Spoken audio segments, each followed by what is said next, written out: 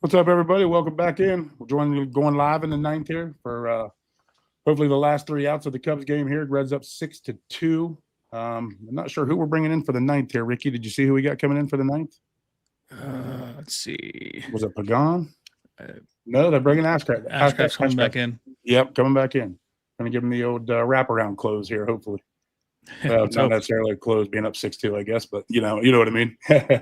Well, he inherited runners, so it might actually be a save. Oh, yeah, makes sense. Makes sense. That was a big double play, man. That was a huge turning point in this one. A couple of inside strikes. 2-0. Yep, we can't afford to put guys on, especially the leadoff guys here. Yeah, likes for strikes. Likes for strikes. I love it. Too good, man. Too good. This is got a hold of that one pretty good. Over Benson's head. Leadoff double. That never bodes well. Come on, guys. Come on. We can't have this after seventh inning struggle again. Not against these boys. I'm not sure my heart could take it. Yeah, especially against these freaking Cubs, man. Oh man, it's always something with these guys. How's your day going? Oh, not too bad, man. I had about a half day at the barber shop and a little bit busy, and then came home and got to try to get my stuff together as quickly as I possibly could. These day games are a little rushed. How about you? Yeah, it's my oldest son. He's 7. It was his last day of school. He had awards, so that was a fun day. Always a big deal, no doubt. Yeah, absolutely. First grade? Yep, I'm going into second next year. Big step in the fall. Yeah. Right. Yeah, that's awesome. Yeah, my oldest is graduated. My youngest is sophomore. She'll be starting her junior year, but she just went and got her driver's license about a week and a half ago. So, man, on edge, whether it becomes of the Reds or my daughter driving. I don't know which one's scarier. Looks like we got Pagan warming up in the bullpen. Good. We got 1-1 here to Carson Kelly. Carson Kelly's 0 for 3 today, so hopefully Pagan can make him 0 for 4. We can get him taken care of here. Another 1-1 count. Ground ball. All right, Espin, I'll take care of business here. All right, 1 down. Nice. 1 down, runner on second. Hopefully, pitch number 9 for Ashcraft, so he's working pretty efficiently as far as getting the big outs that we need. Yeah, how about that? We'll talk about it later, but how about that efficiency out of Abbott today? Oh, man, gosh. It was wild. I didn't think we were going to make it on time. It was he was flying through it. He's pushing it. That's why actually why Eric's not here yet. He would be live with us here in the ninth, but he's making the drive back from Columbus and couldn't make it back as quick as Andrew Abbott worked. So this is a scare. I don't care if he's 0 for 3 with 3 strikeouts or not. This is the scariest guy on the planet right now. Pete Crow. Yeah, because he could very easily end up on third base. Yeah, absolutely. Of course, he's been getting under it. Oh, right into no man's land. Right into no man's land. God. First and third. Nope, second and third. Pete Crow made his way to second. So Pete Crow Armstrong's on second. We got runners at second and third and 1 out. Come on, Ashcraft. We need you to dig in right here, baby. We need you to dig in. What was it? 20-something runs after the 7th inning in the last series, man. I just, gosh, that was wild. Yeah, likes for the W this time. We need more likes. Yeah, absolutely. I'll tell you where we did drop the ball. Usually when we're up in the 9th inning, I'll pull the trigger a little early, but we're going to talk this into existence. Cheers, brother. Cheers.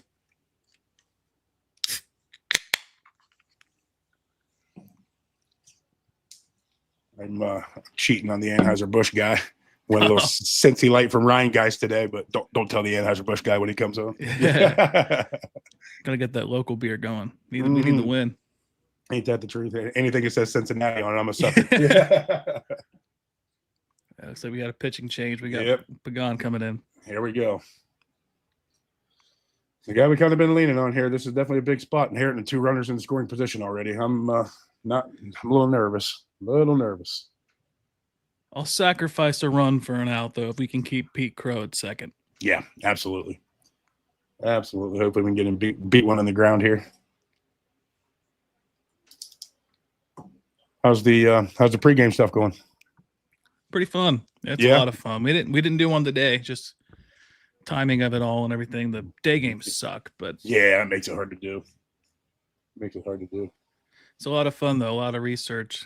Shout out Nick with all the with all the help on those, because I don't even know where to find half the stuff that he finds. Yeah, that's just it. My man delves in big. He sent that the preview of the preview of the matchup for the Cubs, and it's like 16 pages long. I'm like, man, where does he come up with some of this stuff, man? It's fantastic. Yeah, Nick's the GOAT. Yeah, absolutely. Absolutely.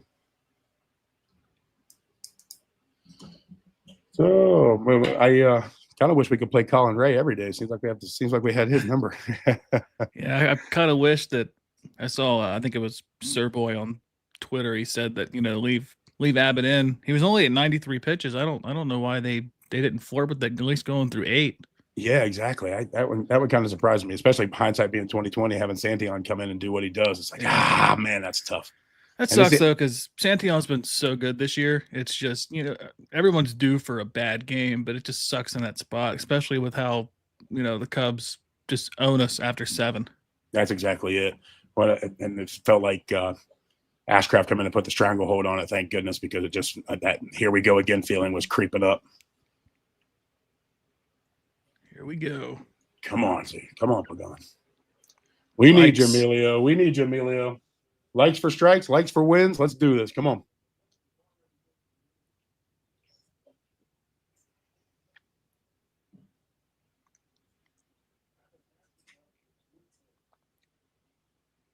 Second and third. What is it? 1 out still? Yeah. Yeah. Yeah, I don't drink a whole lot, but man, these no free ads, but man, these things are pretty good. Doing the trick, huh? Yeah. All right, come on, Emilio. Big outs here.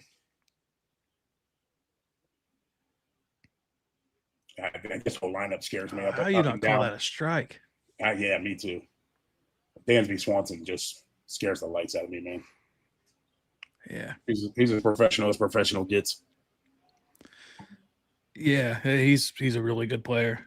Yeah, just irritates me. He's one of my favorite shortstops, but he plays on probably my least favorite team in the league, so it makes it hard to watch the guy. I don't know who I despise more, the Cubs or the Cardinals. Yep. I am right there with you. Come on, man. Big 1-1. Good pitch. Nice. Yeah, I haven't checked in the chat room too much yet, but chat's usually a little bit ahead of us as far as what's going on in the game. So yeah, Mouse Cop's always usually on it. Come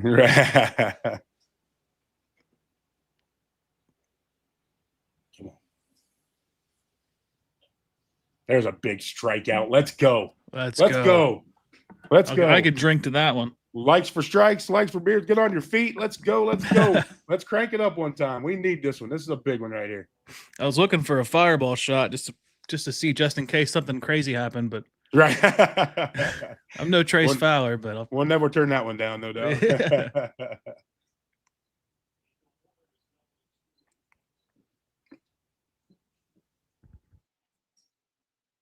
Come on. There you go. Nice pitch. Yeah, right there. Nice high strike to set the tone for the at-bat.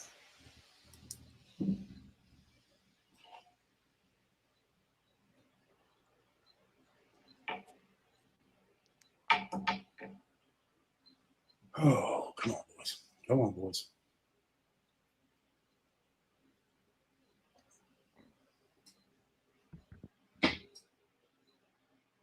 This is even big because I almost feel like with them scoring the 2 runs that they did after the last series, this is almost a come from behind victory as well. We were up for a while, and then they got that 2-run lead, and it's like, uh-oh, can we get over the hump? But right. Hey, look who it is. Welcome to the show, my guy. Eric, can you hear us? Oh, he's still getting ready. We'll give my guy a second here.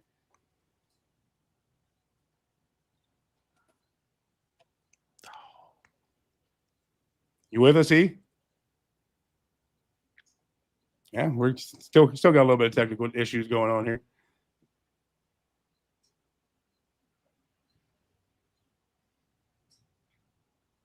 Oh, there he goes. He took himself off till he's ready. There we go. Ground ball to Ellie. Ball. Let's Go. seal it Come up. on, Let's come go. on. Let's go. Let's Let's go. go. Yes. Your Cincinnati Reds are 6-2 winners. Ricky, let's do it. Let's do a show on the other side of this. What do you say? Let's do a show. High drive, left center field, racing back to the wall, Bourgeois. The Reds are National League Central Division champions. In the air, left center field. Did he? He did! He did! Reds win! Line to the right field. Genius, the first Red ever with 4 home runs in a game. Can you believe it? In the air, down the right field line. Doesn't have a chance. The Reds have won on a 3-run home run on opening day by Ramon Hernandez. A strike away and out away is Homer Bailey. Ground ball to third. Frazier gloves. Throw to first, and Homer Bailey, for the second time in his major league career, has tossed a no-hitter. Oh, gosh. Are you kidding me? Holy Moses, the second player in major league history to hit 7 home runs in the first 10 games. In the air, and the Reds win. What a dream beginning to the career of Jay Bruce.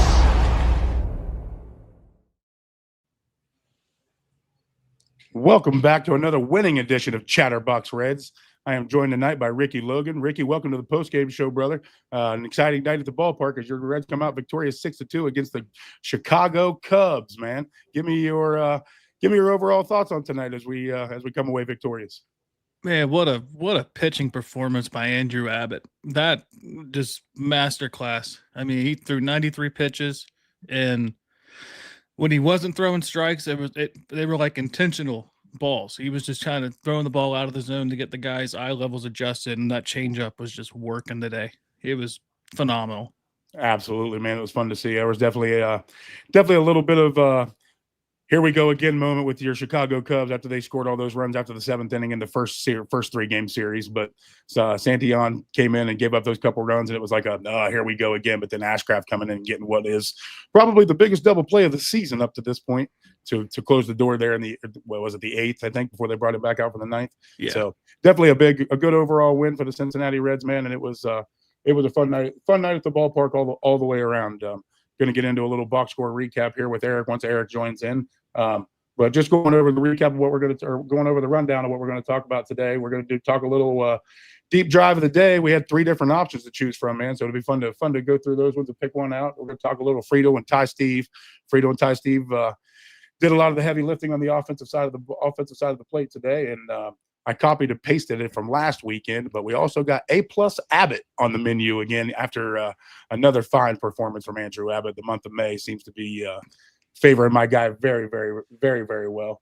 And just so that's about it for a rundown standpoint, man. Just want to obviously we can always talk bullpen there at the end because it was they did their job when they needed to, and especially with everything tightening up a little bit there at the end. So it'll be a fun one to talk about, man. But like you said, Andrew Abbott absolutely lights out. We couldn't have got a better performance out of him. I almost felt like we may have pulled the trigger a little bit early because he was working really efficiently, like you said, with 93 pitches. So I was kind of hoping he would get a shot at the 8th there.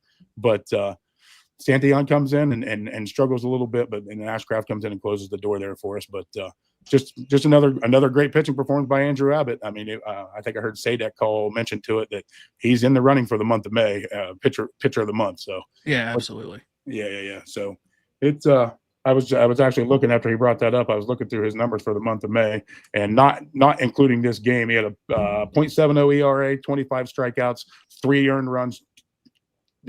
earned runs, 3 total runs. So as far as being on fire, it doesn't get much harder than Andrew Abbott in the month of May.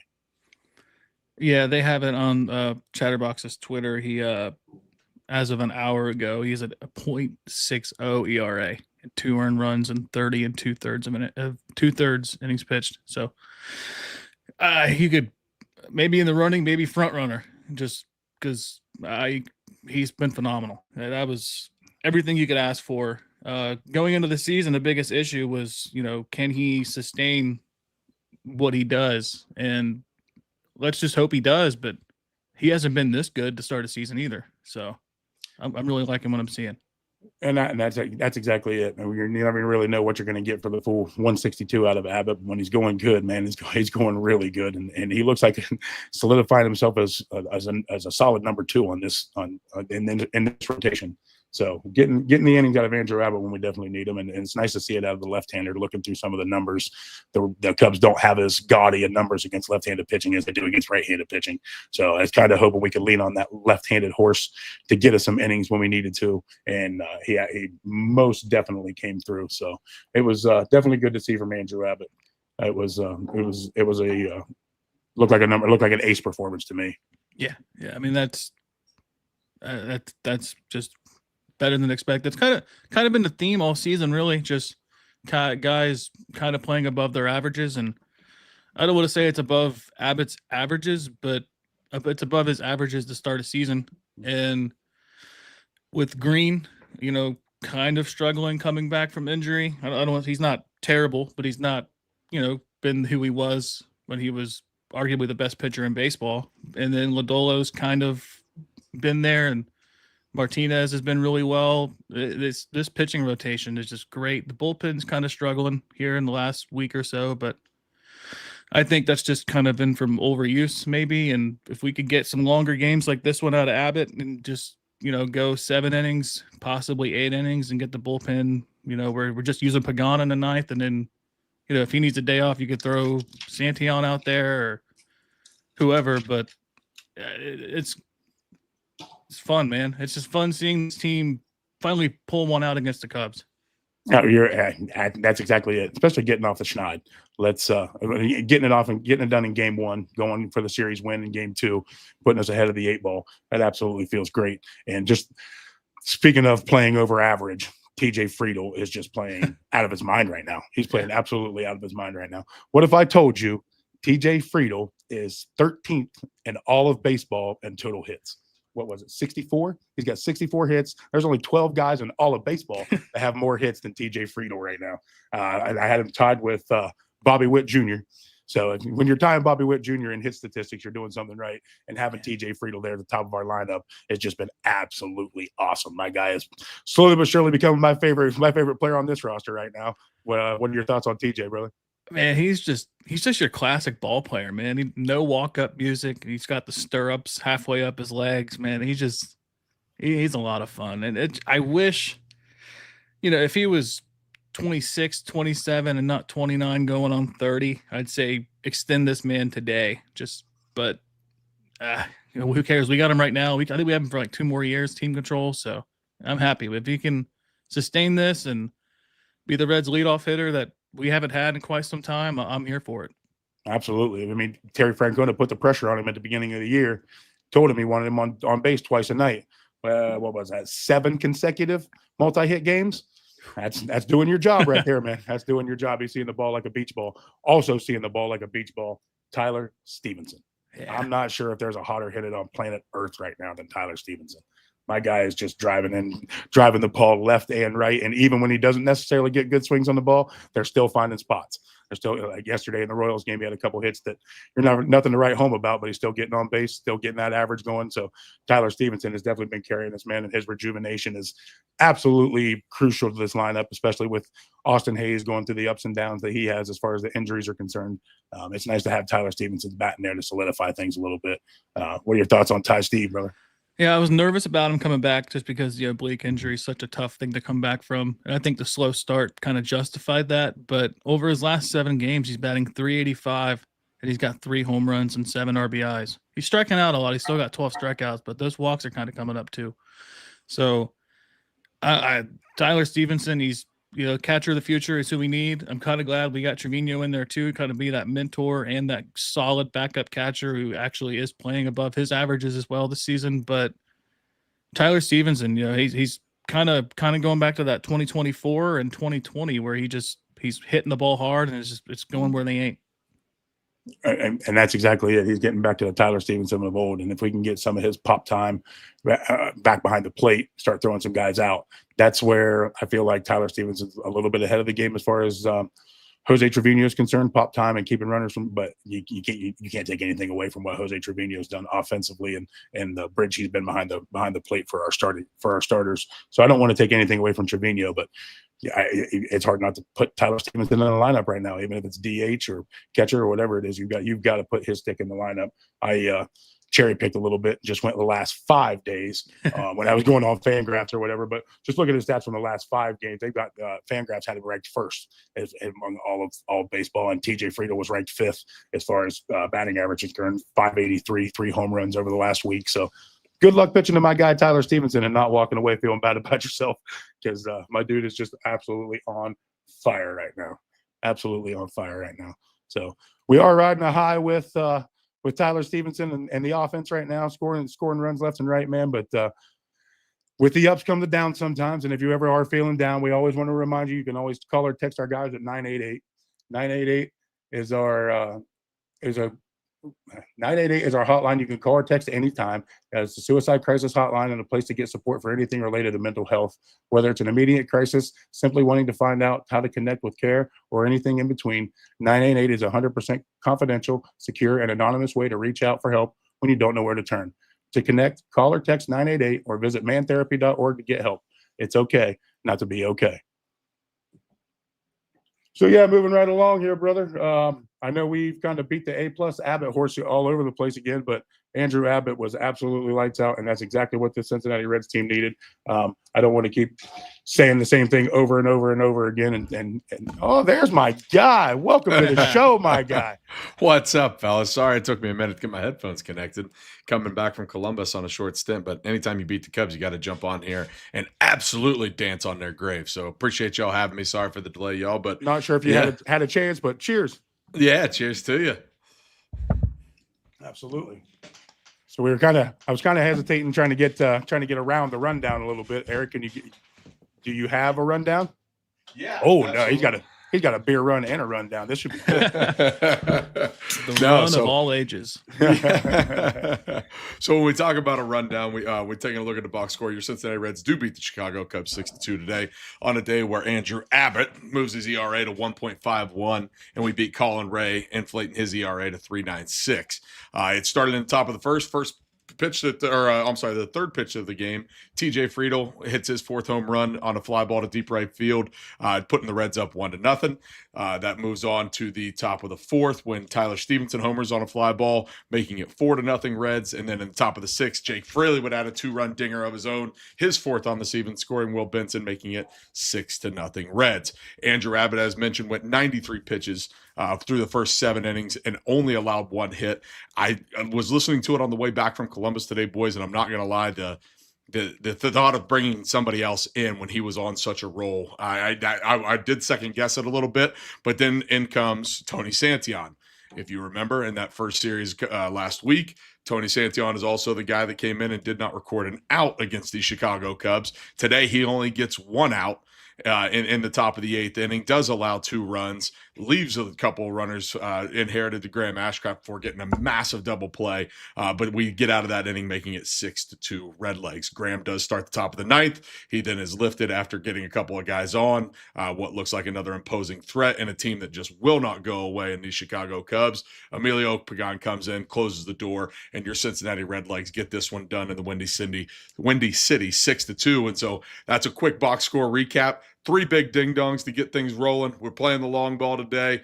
Absolutely love to see it. There was a run in there as well from where Ellie had a double and Gavin Lux singled him home that I failed to mention. But all of that occurred there, and that occurred in the top of the first to go along with TJ Friedel's dinger. So 6 runs, 5 of which come off the deep fly. It's good to be on the right side of this thing rather than watching the Cubbies do it to us.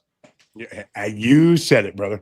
We actually talked a little bit right before you got on about there was that here we go again moment after the 7th inning. The Reds, they start getting hot again. I think the tying run actually came up on deck, and that here we go again feeling just ugh. But Graham Ashcraft with that absolutely huge double play right there to get us out of it was fantastic. I really wish he could have stuck around to finish the game off, but I was kind of with you, man. I wanted to see him come back out for the 8th. I wanted to see Abbott come out. He was just working so efficiently and had those guys second guessing themselves on every single pitch. And so I was kind of with you on that one. I wanted to see him go a little bit longer right there, ride the hot hand. But like you say, still come out victorious, and Santion needed picked up by the back end of the bullpen. The guys were able to pick him up. So good all around win. It feels like almost felt like a come from behind win in a certain aspect, just because we finally got over the hump and didn't give up the runs after scoring 6 against the Cubs. Yeah, and you come into this series, and it felt like we've had the monsters, you know what I mean? The monsters under the bed in various teams throughout the years. Back in the Scott Rowland, Brandon Phillips days, when we were in our heyday, it was the Cardinals. We couldn't beat the Cardinals. It was just that constant battle. There, a few years ago, we had trouble with the Pirates when we were trying to make a run in the wild card game, the Cueto ball, and all that stuff. And here over the last couple of years, it's been the Brewers. The way that first series goes last weekend with 2 massive come-from-behind wins for the Cubs, it almost felt like you were going to play little brother to these guys for the foreseeable future. So to come out and jump on it the way that it did, that was part of the reason why I wanted to see Abbott continue after 93 pitches. Really put the nail in this thing. Don't let them breathe. Don't let them have any sort of hope or glimmer of hope for tomorrow, and really step on a throat early. But the fact that a couple of guys got in there, it wasn't clean. I'm not going to lie. The 8th and 9th still makes me absolutely terrified for what would come if the bullpen has to get involved tomorrow. It doesn't give me any kind of hope or relief of any kind. But Leon Richardson is still sitting out there, and I feel like he's another one of those energy guys, more so than the fact that May goes down. And I know we'll see Luis and we'll see those guys from the AAA level again here soon. But having a Leon Richardson out there gives me a little bit of hope that somebody can be a stopper in that bullpen, because right now against this Cubs team, it just seems like we kind of got lucky there with 6 outs going towards the end of the game. So, speaking of Leon Richardson, were you guys kind of surprised by that? I mean, not that I was surprised by it, because Leon Richardson definitely has earned his flowers. He has every right to be in this bullpen. I was kind of expecting Sam Moe. Listening to Nick and Craig talk yesterday about who they thought was going to come up, it made sense to bring up a left-hander, not having a lot of lefties come out of the bullpen right there. So I really thought we might get Sam Moe, especially against the Cubs. They seem to not flourish as well against the left-handed pitching, like we said a little bit ago. So I was kind of surprised by the Sam Moe move, but I'm not upset by any stretch of imagination. Leon Richardson deserves all the flowers he can get, and he is, like you say, Eric. He's an energy guy. He's a stopper guy. He can give you 2 big innings when you need it. So I'm not upset by any stretch of imagination, but I was kind of surprised by that move. What do you guys think? Yeah, I personally I like the Richardson move more than Mole, only because, like you said, that Richardson can go multiple innings, and he's got more life on his pitches too, and he's just been he's been on the team and performing better than when Mole was on the team earlier in the year. But yeah, I mean, Richardson, he had that huge couple innings in Houston a couple weeks ago, and then he had the I think it was a St. Louis game a couple weeks ago also. He's really proved himself this year, just coming up in 23, really struggling, and then last year having his flaws, but I think he showed some signs of improvement, and then this year he's really taken that step back to say, like, hey, I was drafted high for a reason, and there's a reason why I belong here, and I think he does. Absolutely. No, I think he's one of Tito's guys too. I mean, he was one of the first ones that he came out and had to apologize for. You know what I mean? When it came to just trying to make sure that these guys were ready to go. But it was a sacrifice. He was the sacrificial lamb. He said he hated to see a guy have to take that option and go down for a little bit. So I mean, I think you heard it in Tito that he has trust in that guy, and it was just a numbers game that sent him down the first time. The last time you had an Ian Jabot that was ready and healthy, but Corey, we're back to the iron sharpens iron thing. If you've got quality arms that can come out of that bullpen, guess what, Tony Santion? You're going to let him see your backup here soon if you keep performing against the Cubs and in big spots like you have the last couple times out. Like, we need to get something figured out. We need to get back to the 7th, 8th, and 9th lockdown situation. If that's going to be Leon Richardson, so be it. But whoever it is, ride those hot hands and let's get something on a roll here, because we can't keep playing this hold your breath and we're not going to score 6 runs a night. We've proven that. Now, am I happy that we are and that we can beat the hell out of Cubs pitching? That gives me a lot of excitement if we ever to catch them in a series that mattered. And so it's the run production is getting there, and we're starting to catch up. We can't take a step back. This can't be a team of 2 out of 3 things aren't bad, because that's going to lead to 500 baseball, which is where we're at right now. We need firing on all 3 cylinders, play defense, hit the ball, and have your pitching be complete, because Andrew Abbott gave you way too damn good of a start to still feel a little shaky about your pitching staff as a whole today. Yeah, and it's funny because the offense has been the turnaround, and then the bullpen's been struggling. So it's kind of like pick your poison. The offense struggled for the majority of the start of the season, and the bullpen and the rotation were lights out. And then now that the offense is heating up, I think it's just overuse on the bullpen's part. But if we can get outings like we had from Abbott today, and then just continue with that, if we can get at least 7 innings out of a starter just for the next couple, just get guys breaks, and then maybe we can get the bullpen back and still have our offense. So that's one thing. That's like my key is just, it seems like with this team, you never have a solid, consistent both. It's always offense good, pitching terrible, or the other way around. Yeah, if we can get this team rolling on all cylinders, it's definitely going to be a good squad. But it just seems like you're right. One of the 3 facets is not always working, and it seems to rear its ugly head more often than not. So if we can get this team rolling on all cylinders, it's going to be fun to watch. It's going to be really fun to watch. But we should definitely get into the DSC deep drive of the game. We waited a little bit too long to get into the deep drive of the game. So we had 3 to choose from tonight. We had TJ Friedl in the first inning hitting his solo shot, 392 feet, 100.6 miles an hour off the bat. Tyler Stevenson's 2-run shot in the top of the 4th, 435 in distance, 105.5 off the bat in the 27-degree launch angle. And we also had Jake Fraley's 2-run homer in the 6th, 400 feet, 101.9 off the bat, 28-degree launch angle. I'm pretty sure I know which way you guys are leaning. How you feeling about the DSC deep drive of the game? I'm gonna go with Tyler Stevenson on this one, just from the distance and the exit velocity standpoint. 435, that's impressive. And he's just been on fire too. So it's all of it, man. He's just been really hitting the ball well, and I think that it's just a positive sign to see him actually contributing and healthy, for most importantly. Yeah, and he seems like he's having fun. And kudos to Ty Steve. We sat on here and questioned him a few weeks ago in talking about like how he was calling games behind the plate and what the lack of Trevino would do to this pitching staff. And they mentioned it several times on the broadcast today. The two seem to be in sync. Andrew Abbott and Tyler Stevenson were absolutely lockstep, and he called it a hell of a game behind the plate. And the fact that he's able to add a 435-foot bomb, yeah, give me Ty Steve for the deep drive of the game. Well, there it is. It is settled. Your DSC deep drive of the day is Tyler Stevenson's 2-run shot in the top of the 4th, 435 feet, 105.5 miles an hour off the bat, 27-degree launch angle. Tyler Stevenson, your DSC deep drive of the day. Our deep drive of the day is sponsored by Deep South Commodities.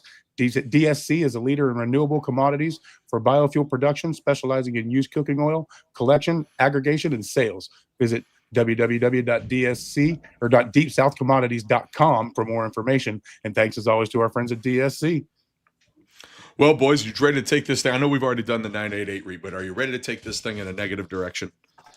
Let's hear it. What do you got, E? Well, if we don't start talking about the fact that Santiago Espinal's still hitting in the 2-hole, the chat's going to lose their damn mind. So yeah. I want to make sure that we give kudos to these guys, because we do appreciate every single one of you, and we love to interact and things like that. And I had the exact same feeling today. Santiago Espinal in the 2-hole, when they mentioned that he's one of the best situational hitters. Yeah, if the situation deserves a ground ball to third base, Santiago Espinal is very much one of your best situational hitters. But if it's anything that has to do with scoring runners or trying to keep Ellie off of the on-deck circle with runners in scoring position, he's not providing that. And now the downside is you don't have another right-handed bat to turn to. The guy that I would have said throw up there to the 2-hole would be Austin Hayes, and now he's on the 10-day DL with taking the ball off of his foot. But in doing so against a lefty, I think, or against the lefty, I don't know who else you put up there. I mean, Matt McClain is the perfect candidate. Matt McClain is what you want the 2-hole in the future of the 2-hole to be. You can't do that right now either. We'd be just as upset with the swing and miss rather than the ground ball double plays that he's getting into. But the effort that you're getting from TJ Friedl is going wasted at times because of the fact that Santiago Espinal just will not have an extra base hit in the foreseeable future. Like he's just not the best that you get is runners on first and third because he put one weakly into the outfield and TJ had a chance to round. But the idea of having to score, that's Santiago Espinal in the 2-hole puts so much more pressure on Ellie. He's not protecting Ellie in any way, shape, or form. They absolutely just go and attack him, get their ground ball, then Ellie's probably hitting with an out and a runner on first, or worst case scenario, he's hitting with nobody on because he's in that situation where, McLean's not hitting well. So that's your second leadoff guy in the ninth spot. TJ Friedel is, Santiago Espinal is not. And then Ellie's got to either clean house or he's the last out of the inning or he's leading off the next one in a lot of these situations. You're exactly right. I kind of felt like the first inning was a microcosm of having Espinal hitting the 2-hole. You get Friedel leads off with some pop, then you get the Espinal out. Ellie gets a hit. Gavin Lux gets a hit. Everything gets – and Espinal's the guy that can't get it done. So I kind of felt like it was a microcosm of what this lineup could be and the glaring, obvious position of the 2-hole. But and what do you do with the lineup? I honestly am to the point now where I just slide everybody up one and put Espinal back there somewhere. Slide back Ellie 2. I'm obviously against putting Gavin Lux in the 3-hole against a left-handed hitter. Maybe even put Gavin Lux in the 2-hole, maybe because he's obviously giving you a professional at bat every time. But something's got to give there in the beginning of the lineup to help out these guys. When you've got guys like Stevenson and those guys and Benson and everybody else in the back end of the lineup doing what they want, we got to get people on base, and Espinal's just not providing that spark offensively. Yeah, and Espinal over his last 15 games has only 8 strikeouts and 4 walks, and he's batting .220, and his on-base percentage is under 300. So he's not providing anything offensively. He's not even getting on base. So that's what you want out of the top of the lineup is you guys table setters. Like TJ Friedel's doing his job, but Santiago Espinal isn't, and he's putting a lot of pressure on Ellie, like you said. And then if Ellie strikes out, then that puts a whole other load of pressure on the guy in the cleanup spot. So against the righty, I feel like there's an easy answer in Gavin Lux. Yeah, that's what I was thinking too. But then you turn into a situation where a left-handed guy out of the bullpen wipes out your first and second guy. And so like that's where I think that's what Tito's trying to avoid. He is very much a play the bullpen game before the game starts. And so in doing that, like you don't have a contact hitter from the right side right now that can go in there and fill that role. It's not in Christian Encarnacion's strain. He's going to strike out too much. It was in Austin Hayes. I feel like Austin Hayes was hitting more for contact and less for power when he was on his hot streak. But at the same time, there's just that lack of right-handed opportunity in this lineup that against left-handed pitching, when you need to expose that, I personally think Ellie, the one that Tito's going to have to swallow is admit you're wrong in Santiago Espinal, and at the same time take Ellie out of the 3-hole and put him to the 2, because Ellie from the right side to me is a 2-hole guy. He's not hitting from the right side with the power and efficiency that he needs to be a 3-hole hitter. So you can solve 2 problems at once, but Tito's going to have to admit fault twice in order for that to happen. And I'm not sure that he's ready for that. Right. He's not going to fall on the sword. And that is the one way you combat the situational, the situation of it is having a switch hitter that can go both ways. But like you say, we're probably going to die on that hill. I just saw somebody bring it up in the chat. We need Matt McLean to get going. Matt McLean gets going, and Matt McLean is the ball player that we need him to be. Kind of solves your problems at the beginning of the lineup. So getting Matty Ice going is definitely going to help too. It doesn't all fall on Santiago. He's being put into a little bit of a rough spot because we just don't have a lot to choose from with Candelario and everybody else being out, and Austin Hayes can't stay healthy, and it puts you into a pickle. And so Santiago is being thrown to the fire. So if we can get Matt McLean going too, I feel like that obviously is gonna help. It gives you more options. So if we got to get 9 right. And WTI Trader, you just put it in the comments there, and it's exactly what I was getting ready to bring up. The shot in the arm that could be, but you're putting a lot of pressure on a kid coming back from the IL. Now, he did perform when he was up here, and he's a blessing in disguise, and he's one of those guys that before the year we had kind of counted him out. The fact that he was in the lineup the way that he was, as of 2 weeks ago, Noelvi Marte is on the positive side of his regression or of his coming back to playing from the oblique injury, and so if he can get back at some point in time before the All-Star break and hit with any kind of consistency, that makes sense to be the move up to the 2-hole. You would go Friedel, Noelvi, and then Ellie. After Ellie, you're probably back to Austin Hayes by that time. Hopefully that foot injury is not as bad as they say. But then also with Noelvi coming back, he goes to play third base. And now we've got a legitimate reason to sit Matt McLean. And so either Santiago Espinal or Matt McClain has to get off the schneid and start to do their job, because as Noelvi comes back, one of those guys' playing time has to shrink. Santiago can go play a great defensive second base. And in all due respect, I love Matt. I want to see him do well. He's not playing the defensive second base that we need him to right now. And in doing so, if Espinal can be that and he's hitting 100 points higher, guess what, Matt? You let him see your backup, bud. Like that's what happens. And then we move on. So I can't wait for Noelvi to get back. I don't want him to rush him, but thinking of, but we're 2 months into this thing. If we had told me that Noelvi Marte would be hitting in the 2-hole come the All-Star break, I'd have said we're in a lot worse shape than 500 right now. So kudos to him for giving us a little bit of a glimmer of hope. But as of right now, a right-handed bat that can hit in the 2-hole, I don't know what that looks like on the free agency market, but I can't imagine it's cheap. Right. Justin Edgel, we did have a super chat come in. Appreciate the heads up there, Justin. He said, I'm going to try to figure out a way to word this to keep it family friendly. Espinal has the manhood of Francona. No. That's not the manhood. That's no.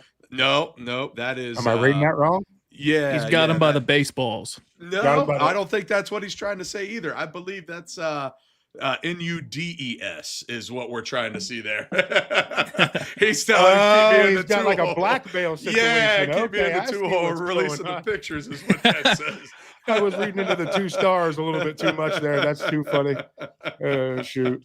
I read it a couple of times. It took me a second. I'm like, wait a minute. There's 2 stars there. That means there's 2 letters. Right. I don't think he's, not to mention, you could just come out and say what he needed to there. But no, there's some blackmail going on there is what some folks are inferring. But I understand where Tito's making the decision. And honestly, he doesn't have anywhere else to go with the right-handed bat right now.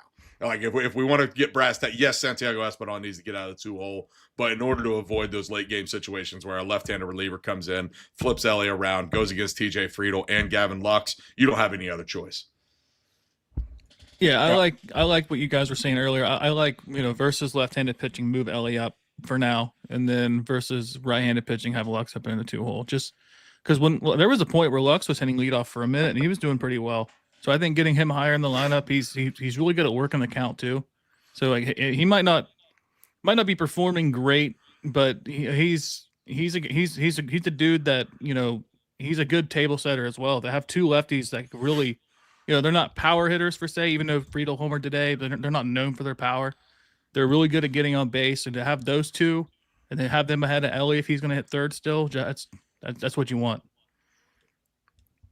Yeah, and I mean, Espinal's not awful. I mean, he's still riding high off the early season success, but hitting 262. His on-base percentage is still at 319. And so, once out of every 3 times, that's not terrible. And that, if you can get him and Friedel on, there's a little bit of foot speed there that can get around the bases as well if somebody's able to, to tag one. But yeah, I love that where Matt McClain's at now. I would love to see Santiago Espinal, a great defensive guy hitting in the 9-hole. That's a second lead off right ahead of TJ Friedel as the thing rolls over. That's best case scenario. I don't want anybody to think that I don't. Santiago Espinal needs to be in this lineup. He deserves to be in this lineup. That glove takes us from an average defensive team to a good defensive team.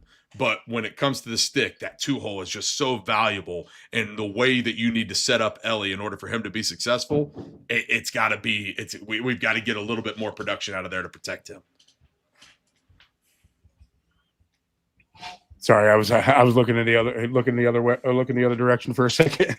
No, you're good. We've got to mention here. It says nobody's mentioned Jake Fraley hitting a rocket. He put that thing out there, man. That was good to see Jake come back. I kind of sighed when I saw it, knowing that Hayes was going to the IL, and so it was one of those. Does Jake Fraley actually come back today if Austin Hayes doesn't get hurt? Or do they send him on? Does he take a longer assignment down there? Does he take his time in coming back from his oblique injury? I was curious as to how that would play out, and then seeing him right into the lineup today against a right-handed pitcher. I'm not going to lie. Jake Fraley's going to hit. Will Benson, Jake Fraley, TJ Friedel as your outfield's a lot of fun to see. Oh, absolutely. It was nice to see Jake get off the schneid. If we can get the ball player back that Jake was before he got hurt, I mean, he was definitely trending up. So obviously his defense is fantastic. So just adding him to the repertoire definitely helps, because that Connor, Joe, and Hampson lineup, I think people were about to lose their minds on that one. So it's nice to have another legitimate right fielder especially if you're going to hit for power. That grand slam that they spoiled, I can't remember which series that was, the Giants Seattle. maybe? Seattle series. That grand slam of his that they spoiled seemed to have got him going. Like that was off the mat. Jake's here. He's going to start to hit the baseball. I think it was Kirby had a tweet out today where it was something along the lines of he had like 15 home runs in the last 2 years, and he's got 4 in 14 games played this year. It's like, okay, all right, like here we Yeah, go. Like no doubt. we're getting there. Like we're getting there with Jake. Like it'll be fun to see. And if you've got another left-handed bat again against right-handed pitching, I love this lineup. I really do. I love what we can be defensively against a right-handed pitcher. I love what we can be offensively against a right-handed pitcher. It's when that lefty comes in, and what does this team have to flip to? Because if your answers are Garrett Hampson and Connor Joe, next, give me a different answer, please. I don't want this anymore. I don't like that game. Yeah, I'm definitely with you on that one. I just had somebody in the chat ask about Reese Hines, and I haven't looked up the Reese Hines stuff here lately because that was actually one of my thoughts too. When they brought Fairley up, was it'd be nice to have a right-handed power hitter to go out there too. I feel like Reese Hines sometimes doesn't get some of the flowers he deserves. I'm honestly not sure what he's doing in AAA right now. That was my mistake for being ill prepared. But I kind of had that one on the back burner too. But it is nice to see Jake come back, and I'm not mad about Jake coming back up for sure. But it is nice to know we've got that right-handed power still sitting down there when we need it, and can call on it when we need to. Yeah, and I kind of wanted to touch back on the Gavin Lux thing. Versus right-handed pitching, you can have an all lefty outfield, and then you can have one of those guys as DH as well. So you could have Benson, Friedel, and Lux, and then have Fraley DH, and then you have 2 pretty good power hitters, and then 2 guys that can get on base.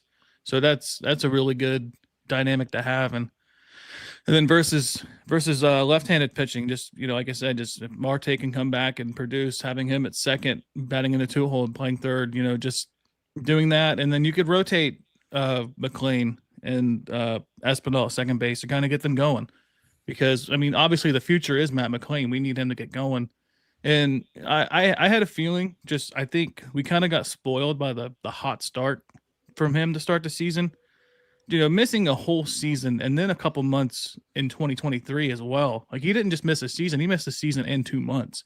So it sucks because he came out so hot to start the year. Him and Ellie both. That home run game against the Rangers on April 30th.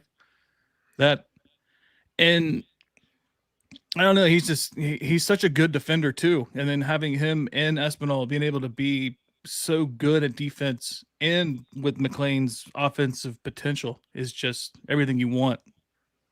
Yeah, and I think Matt's a better defensive player than what he's shown in the last 3 weeks. Depending on which source you look at, the defensive runs saved versus, outs above average and things like that. I know those metrics kind of contradict each other with him right now, but I truly do believe he is a stalwart second baseman, and I love the fact that he can go and play short when Ellie needs a day off and things like that. So I'm not a fan of the Matt McLean to AAA, but I am a fan of making him earn it, maybe giving him those days at designated hitter. If Espinal is able to slide over and play second base, just try to do some different things to get him some time to kind of come into his own, because they mentioned it on the radio broadcast today. Man, he is down 0-2 every single at bat. He is constantly fighting from a hole, swinging at bad pitches. You can't go down 0-2 watching your first pitches go that way. I want you to be a professional hitter. That's what we think of when we think of Matt McLean at his best, is a guy that can take pitches and work counts and hit the ball the other way. And it just seems like none of that's coming together, but he does go 1 for 4 today. That's 250. That's going to raise the average. We're not quite above the Mendoza line yet, but I think as things continue to go here, if we can score 6 runs a ball game and Matt McLean is a problem, we've got the luxury of letting that come around, because I think all it takes is time for him to get going. I think so too. I'm not sure how to get his glove going. He's making errors in the field that he just doesn't routinely make, and I'm not sure exactly what you do to get that going. I'm not a fan of putting Matt in the DH spot. If we're not getting anything out of him offensively in the field, I definitely don't want to be down 0-2 every time he comes to the plate in the DH spot either. So I don't know what the answer is. I'm not an up and down kind of guy. I'm not 100% sure what the answer is, but like you said, we've brought it up before: sacrifice a chicken or whatever it is we got to do here. But let's do it and get our guy going, because it's so much more fun to watch when 9's rolling. Well, if that's the case, then give me these three guys in order of who you would like to see take a plate appearance when it matters. Connor Joe, Matt McClain, or Garrett Hampson. Who would you rather see taking at bat? Because that's who you're DHing for against the left-handed pitcher. Very true. And you give me 9 all day. Yeah, those are my three. Those are my three options. Give me McClain. So I'll take Matt McClain left-handed. Yeah. So I completely understand where you're coming from. We definitely don't have a stacked deck to play with by any stretch of imagination. So you've got to play the hand you're dealt. But whatever it is we've got to do, man, let's just get the guy going, because having him as solidifying the second base spot and whatever hole he's hitting in the lineup just makes this whole thing work that much better. Absolutely. You guys got any other topics we want to get to on the rundown there? No, we've actually touched on everything, man. Just need to get into tomorrow's matchup versus. It's kind of a head scratcher. They haven't solidified a starter yet. I read Ben Brown, and then somebody else said they were talking on the broadcast. It might be an opener and then Ben Brown, kind of like we were planning on doing with Chase Petty in his second start. So I'm not 100% sure who we're going to see tomorrow, man. But I'm looking forward to another Reds win. I know that. Yeah, I wanted to shout out Mike Hart, my co-host with me on the pregame shows. He texted me this afternoon. He's like, I have a theory on why the Cubs haven't announced tomorrow's starter. Jordan Wicks is lined up for Saturday's start, and he limped off the mound in his previous start. So they're kind of waiting to see what he can do, and that could be like a strategy to kind of get 3 lefties in there too. So they know that we don't hit well against left-handed pitching, and I mean, if they're paying attention, they're going to try to do everything they can to exploit that. Absolutely. Well, they're going to have a full task of it tomorrow against another one of our stud left-handers in Lodolo. So if we can get a atypical Lodolo performance, it might look a lot. I'm hoping it looks a lot like Andrew Abbott's performance today. So they, like we say, they've been struggling against the left-handed pitching. So let's keep taking advantage of that while we can, and hopefully Lodolo can get it rolling. And whoever they bring out, it ain't going to matter because we're going to put runs up on them regardless.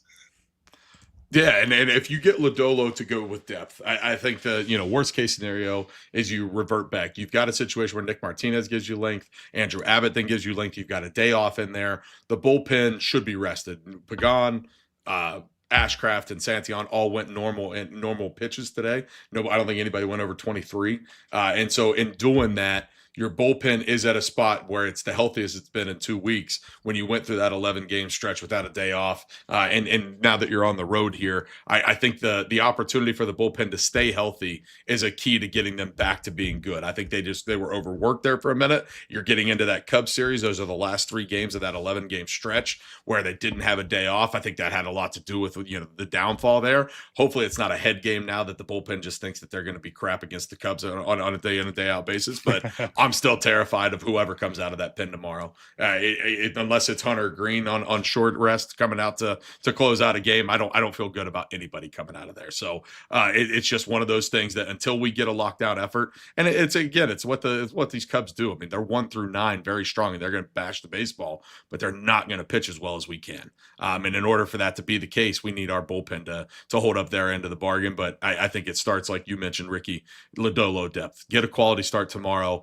Keep this thing rolling. Keep us in a ball game. If you lose it close, so be it. But to get out ahead and maybe score some runs against a lefty would be awesome. And so I want to see these guys come together and continue to get on a roll. Take this series, have a little optimism, and maybe go hunting for really a series lead in this thing if we can go out and take all 3 of these rather than just 2 or 3.